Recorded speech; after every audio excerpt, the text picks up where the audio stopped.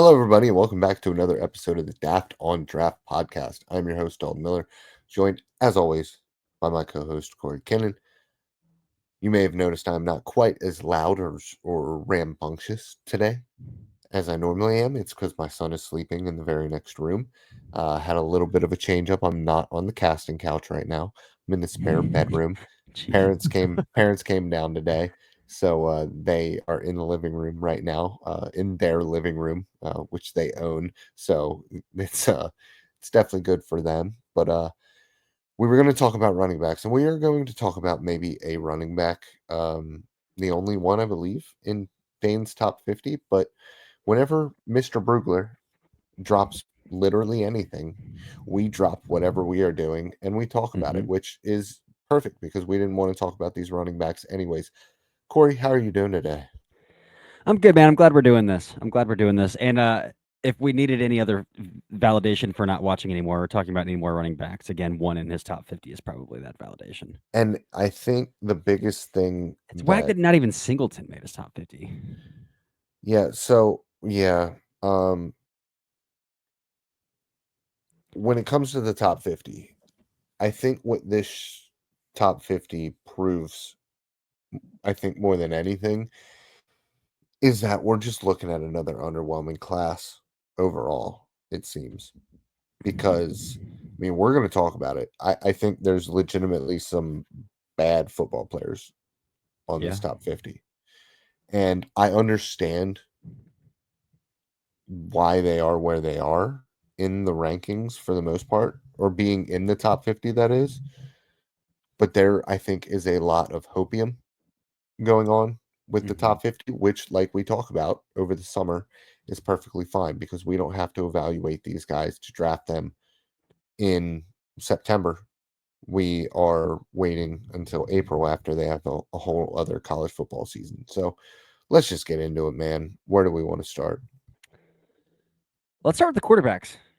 I mean, Oh, I feel like so that many of them. there are one, two, three, four, five, six, seven in his top 50. Um, But you Arch know at the what? top. You know what? I want to point out there are seven in his top 50, and that seems ridiculous, especially for a quarterback class that we've already talked about that we don't like. But there is a lot of physical traits going on in this Mhm. class that you can squint and hope and pray for.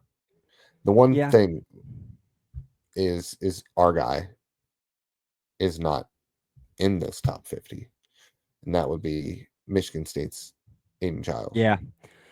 He had Aiden Childs like QB9 of underclassmen, and I get it based off of turnover numbers, but and he's 19, so not a lot of not a lot of like deep Yeah. analysis being put into Aiden Childs at this point. So I kind of understand it.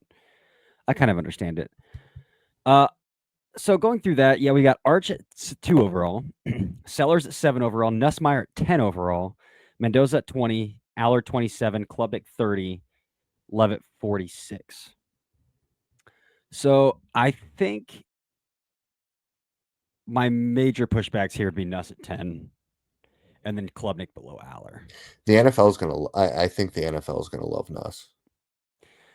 I mean, if they would have loved Nuss, then why didn't he get feedback to declare last year? Well, I mean, in the write up, Dane says that he was probably going to be QB2 last year. I So, mean, and he's more plugged in than we are. yeah. If you watch, have you watched the SEC documentary on Netflix yet? No, not yet. There's a scene in that where him and Brian Kelly and his agent are all talking, and Nussmeier's like clearly very distraught that he's not going to declare. Like he's like you could tell he really wanted to declare, and Yeah, he didn't get it's the it's feedback that he wanted.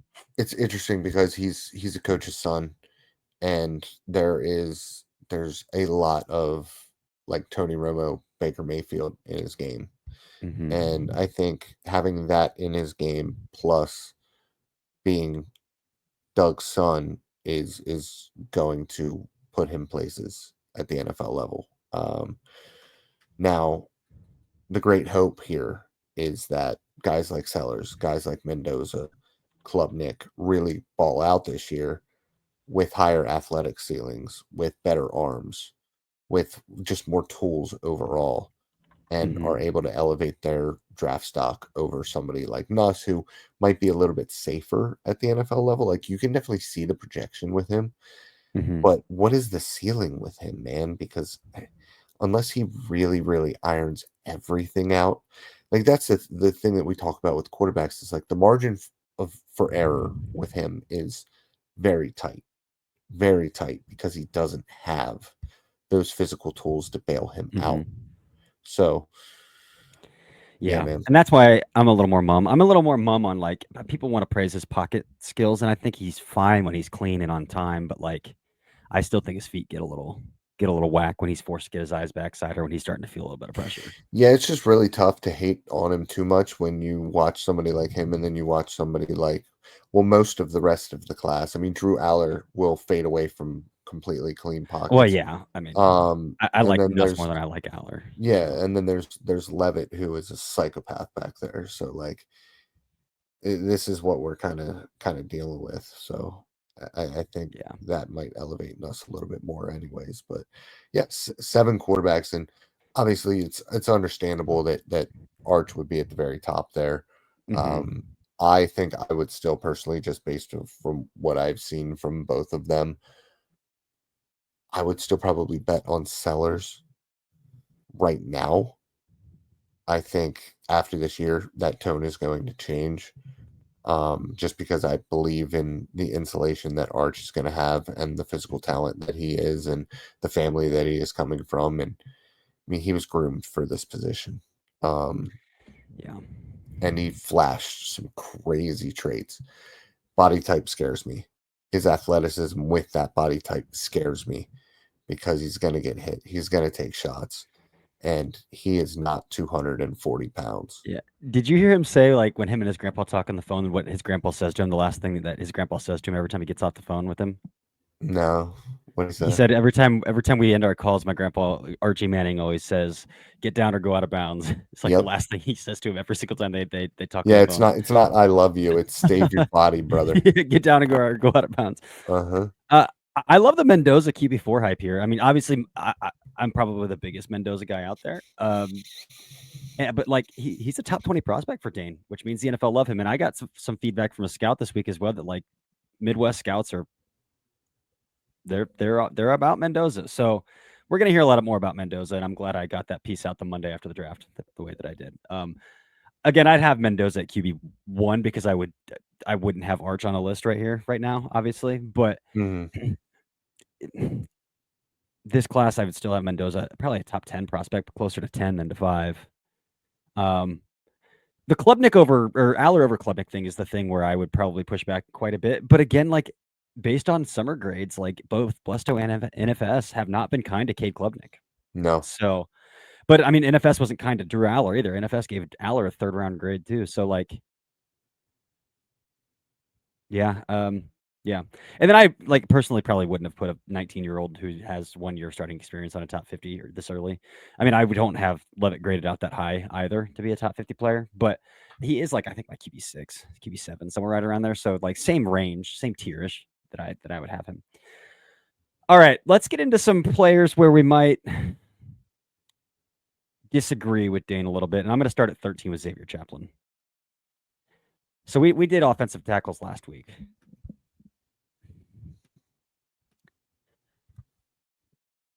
Chaplin is big and long and strong. He is way too bad of a mover, I think, for me to put him that high. For me to put him that high. 13. You know what that is? Power and 36-inch arms. Yeah. Yeah. Understandable. And again, he has a really high Blesto grade, so there's a little bit of that feedback probably in there too, mixed in. But again, I dropped my offensive tackle rankings today, and I have Chaplin offensive tackle 8. Just because I really value movement skills, man.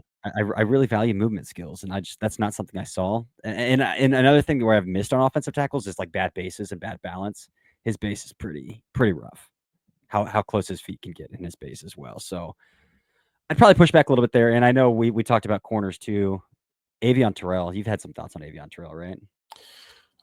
Yeah, I mean, I just The thing with Terrell, man, is I kept waiting for something to stand out. And for me, nothing about Terrell ever stood out to me. And so, like, I kept thinking, like, where is this insane trait that is going to make me really love him? And it just Mhm. wasn't ever really there. Um, So yeah, my thing I is, oh, go ahead. his brother's a fantastic zone coverage corner, and I think that Mhm. Terrell's eyes are pretty good in zone coverage as well. But like underwhelming physicality at the catch point, Mhm. quite grabby along the stem at the top of the routes when he's playing with man leverage. Like for me, I really like that confidence, that overconfidence in man coverage, and I didn't Mhm. see that from him.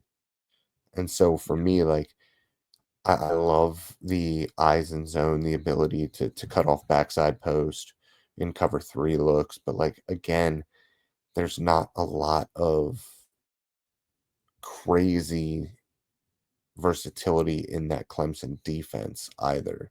So Mhm. for me, it's I wanted to see dominance and I didn't see dominance the way I wanted to. For me, this is like Terrell's upside is this high. Kind of how I feel too. But Because, he's like, when I fast. watch Terrell, oh, He's dude, he's got his fast. transitional burst is some of the best that I've seen in a couple of years. His long speed explosiveness is way out there. He's twitched up too, dude. His change of direction, his trigger is awesome. But my biggest issue with Terrell is that I don't think he's very confident with his eyes, and I don't think he's a very confident tackler, and I just overall I don't think he's a very confident player at maybe the position you need the most supreme confidence at. And so, like, I always think he's playing behind the 8 ball a little bit behind that. But to me, this is his upside is to be a top 15 player in this class because, like, every physical tool that a corner needs, he's got them out the wazoo. But it is that little level of confidence that kind of pushes me off a little bit. But right after him, and I love this one. Again, it's a summer scouting like upside dart shot here with Kenyon Sadiq at 17, dude. But there are few funner players on limited reps than Kenyon Sadiq from a year ago. And now again, Oregon with the we've talked about it a million times with the Evan Stewart injury. Their best wide receiver is a true freshman. And so he's going to be one of their primary pass catchers. And so the opportunity is going to be there. And so like I mean, Sadiq's got a great body type. His lower half is dense. Like he's a quad father. Like he's got the body type. He's got the explosiveness. He's got the skill set. Now it's all about snap count and targets and production for Sadiq, and I think he's going to be insulated to do it. And so I kind of love this upside shot with Sadiq here. And what about the next one? Yeah, well, we should mention that we both love Max Clare. He has Max Clare at 37. Right now, I Yeah. have Max Clare tight end one, but I understand the upside shot with Sadiq. Yeah, the next one though, another Oregon guy, Mateo Uiagalelei at 18. I don't know if there's a player that I have a bigger discrepancy from consensus than Mateo Uiagalelei, man.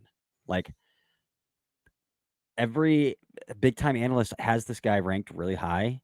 And I did not see a softer 270-pound player on tape than Mateo Uiagalelei all summer, just like flat out.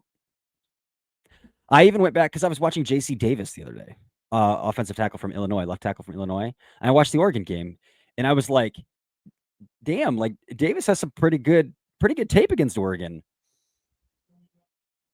He's bodying Mateo Uiagalelei, like snap in and snap Davis out, ain't a bad and I player. I just want to point that he's out. like I Davis put him ain't at a OT bad player. 10. He's got some No, tools. he ain't a He's bad clunky player. and he's tall and he plays high, but like he, he's he's got some tools there, and he's strong as a super strong. But yeah, man, I have a huge disconnect with Uiagalelei. Maybe it's me. I don't know, but like I do not see it. No, it's not you. I think that he plays.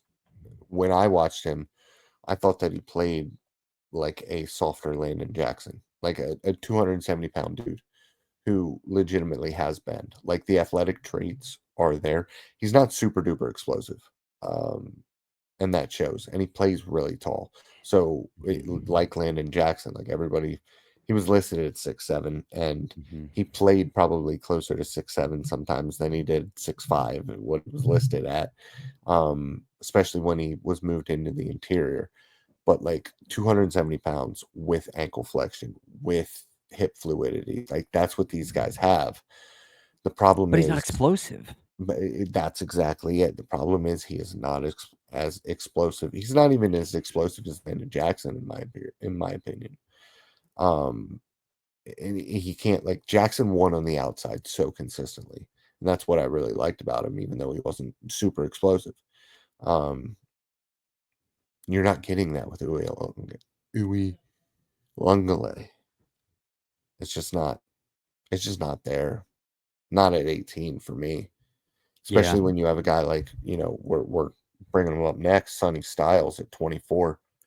I'm I'm drafting him and CJ Hmm. over a guy like Mateo every single day.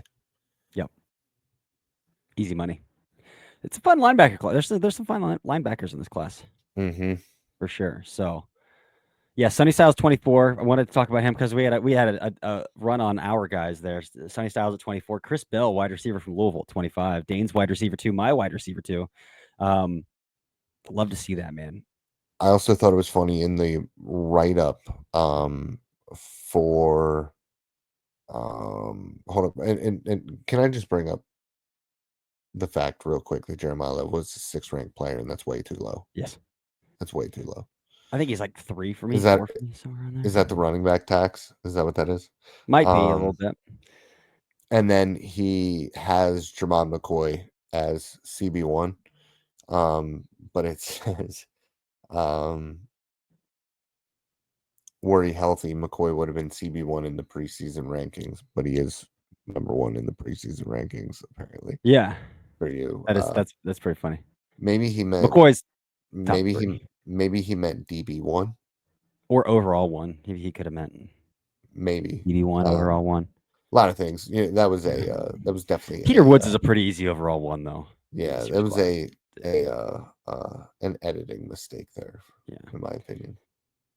Every time I watch a game where it's like I'm trying to watch an offensive player against Clemson, it's like, It's Peter well, Woods shows up. why is Yeah. Peter Woods in the backfield every play? Well, Peter Woods is in the, like, what makes him so noticeable is he's absolutely dominant in Yeah. NCAA 25. It's Oh, ridiculous. yeah.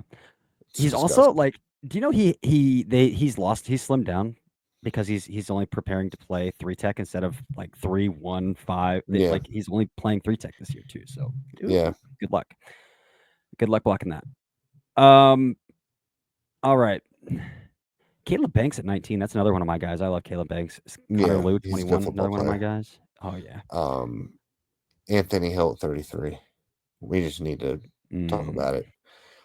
And Dane brought it up, so I did want to point out the fact that um there are question marks around it. Well, we'll go back to David Bailey then, because it wasn't on our notes, but we will go back to that. But yeah. it says scouts are saying he's not a slam dunk first round pick. This is about Hill. Um, he traits are good, but wouldn't call any of the Mm, traits outstanding. I think he's got hmm. good speed, Yeah, he's and stiff as a he's got board good though, size, but he is stiff as a board, and he is slow. and he can't backpedal. So, like, what am I gonna do with that? It's like Kenneth Murray again. Yes, yes, It's yes, it's Kenneth yes. Murray again, and Kenneth Murray went in the first round, but like, and Kenneth Murray's still playing, so like, good for him. But like, he didn't get a big second contract. He's bouncing around on 1 year deals. The Hmm. Chargers traded him, I think. Yeah, No, did they trade him? They didn't pick up his fifth. He might have just walked after 4 years, but yeah, it's like Kenneth Murray. well, he's with Dallas now, and he's not gonna make the team most Well, likely. yeah, there we go. So, All um, right, stick with Texas though. Oh no, we want to go back to David Bailey. We want to go let's back go to David back to Bailey. David Bailey. Yeah, 29. Gross.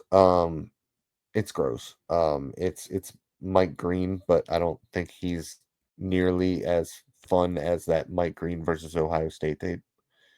I didn't see anything with Bailey that was anywhere close to that, Yeah, I agree. and he's definitely not a three down player. Not right now, at least. There's a reason he wasn't. Yeah, yeah. Apparently, he's going to be an every down player at Texas Tech, from what I've been told. Yeah, But I we'll mean, see how that goes. he's flat out unplayable against the run on the Stanford tape, and they flat out didn't play him against the run. So, um, yeah, we'll see how that goes. I will say though, like, are there 3 more explosive players in this year's draft class than him? 5 more? I'll be a little less. I'll be a little more liberal. Is there 5 more? Yeah, I mean, in the whole class, yes. At edge, no. You think in the whole class still? Yeah, yeah, of course. Hmm. He's still pass He's pretty rushing. explosive, dude. He's not that explosive. Hmm. I'm Every gonna disagree with single you. every single wide receiver at LSU was more explosive. Like relatively? Well, you didn't say relatively. Okay. You Okay, that's said you said more explosive. fine. Like you No didn't LSU say wide for receivers the converting position. speed to power. You didn't say for Uh, the position. that's fine. For the All right. position, I think so. Yeah, Trevor Gooseby, 38. So I'm fine with we the have to ranking. caveat this. Yeah. Dane dropped his offensive tackle rating like 2 weeks ago, and Gooseby was very low. 2 weeks later, Gooseby's very high. And Dane does try to clarify it a little bit. That still like leaves me wondering a little bit about that. The Gooseby at 38 is probably about where I've got him though. Like I know you're like outlandishly high on him. I do see a little stiffness, a little high pad level, lack of knee bend, kind of that kind of stuff. The same thing that Dane saw. Um, he's a great athlete, but I'm probably in that same range. Maybe I'll probably come in a little bit higher, but like in that same tier-ish, probably. So I think 38's appropriate-ish. I have a high third, like fringe top 64 pick ish. But again, he plays offensive tackle, and as we always say, there aren't 64 good offensive tackles in the NFL. So like, give him a half round boost. Um, yeah, I think that feels appropriate to me. It's probably still too low for you. Oh, I mean, it's way too low for me, but I'm literally just betting. I'm just betting on what I saw against some of the best competition being thrown to the wolves and dominating in that. So for me, I'm also much less beholden to the traits at offensive tackle. Um, I just want to see guys win, and it can be ugly, and I can make excuses for how ugly it is, and it's worked out okay for me for the most part. That's just kind of the way that I feel about that position. I think the biggest thing that I don't want to do is just throw everything to the wayside for the traits. I think is my biggest thing because I've early on got burnt quite a bit by athletic Pac-12 linebacker or yeah, linebackers. Athletic Pac-12 Pac-12 linebackers are great, but Pac-12 offensive tackles who are softer than Sharman and ended up not being anything at the NFL level. Hmm. Yep, I get it. I say that as I have my top ranked offensive tackle as a Pac-12 offensive. Well, I guess it's Big 12 now, but formerly Pac-12 offensive tackle. Um, And he reminds all me of right, a Pac-12 offensive tackle a little bit. yeah. All right, next one, Jude Bowery, man. This is another disconnect that we both have. I was a little bit higher on Bowery than you, but I still was like this is a You midday were, 3 guy, and you were like, yeah. this guy's a UDFA. I wouldn't draft this guy. But I had like a 5th round grade on Bowery. Again, I said like I felt like he was the color beige. I thought he was baseline at everything. Like every trait grading him down the board was like average grade, average grade, average grade, average grade. Which for me, average is like a mid 5th rounder Yeah, because when we're talking about the bell curve of NFL draft prospects, it's narrow at the first round, like first round grades, it's narrow, and the PFA grades, and that bell curve kind of meets in that mid round range. So average for me is I have a 5th round grade on him. 48's high yeah, on Jude Bowery. yeah, it is. Yep. No, I don't really have anything else to add to Yeah. that one, to be honest with you. Yep. Last one we got down here on our agenda here is Will Lee over AJ Harris in corner rankings here. Yeah, I don't think that there was literally anybody that was a bigger Will Lee fan than I was at the start of his like rise last year. Mm-hmm. Um, I love the attitude. Oh, he's my favorite player in this class, just simply for the attitude that he brings to the football field, to social media. He is a troll, and I love a defensive back that is a troll. Yeah.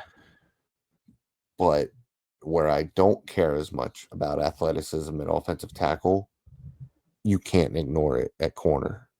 And he is an underwhelming athlete for the position. He's Mhm. intelligent.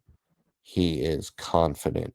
He is technically very good, but he is not very fast, and that is not good. And Yeah. AJ Harris isn't He's a not blazer either, explosive either, yeah. but AJ he's Harris has more really good explosive. downhill instincts. He's Yeah. more explosive too, yeah. Yeah. Yeah. I like AJ Harris. I So think do I. he's really solid until you gotta force him to turn and run as well. Like, kind of that same I guess so they're kind of the same-ish tier, I would say then, but, um, no Keith Abney, man. He's got these 2 corners on there, but no Keith Abney. Yeah, Wow. interesting there. We know I love some Keith Abney too, but that's okay. Alright, man. Any other of these guys on this list you wanna talk about? No, I don't think so. I don't think so. Shout out to Proctor for being number 3. I think he Yeah. deserves the hype. I like the DJ McKinney shout at 32 as well. I like DJ McKinney. Yeah, I'm interested to see how that progresses this year. I'm very interested in him. Ruben Bain at number 39, edge defensive lineman. I like that. Um, Mhm. Zion Young high, but like in this class, there's just like not a lot to love. Yeah. R. Mason Thomas at 44. So like interesting 31-inch overall. arms really hurts my soul with R. Mason Thomas. It hurts my I soul. don't care. Yeah. Yeah. Usually I care, That's fair. but it all depends on if it really shows up on tape. And it does for him sometimes, but Mhm. I don't think that's his game. So I don't think it matters as much. And like Yeah. again, I've brought it up before, but like Micah Parsons has 31-inch arms. He's way That's I more mean, that's physical. fair. He's way more That's fair. physical, Yeah, way way more more physical. explosive. He's a freak, but Well, still Micah Parsons' 31-inch go-to arms. move is like a hump move too. So like that's the Yeah. ideal move for a guy with short arms. Get in and get out. Yeah. So Yeah. um yeah, I get it. I get it. But yeah, I think that's it, man. Yeah. Dane, as always, man, solid work. I'm sure you're listening to this. But dude, we're gonna be back on our regular season cadence next week, man. Mm-hmm. We've got some. Well, Monday we'll probably have to do a 2-for-1 because we won't have enough games to talk about. But Yeah. and we have Thursday games, so we might have to adjust midweek. But yeah, we're back into our regular season cadence, man. It feels good. Feels It good. does. And we're in the same time zone this year, so that should Feeling have stuff to feel. talk about all the time. It'll Yeah, be nice. I love it. All right, Dalton, do you want to take us out of here? I do. Guys, as always, I love you. I don't have anything else to say. It's leg day tomorrow. Goodbye.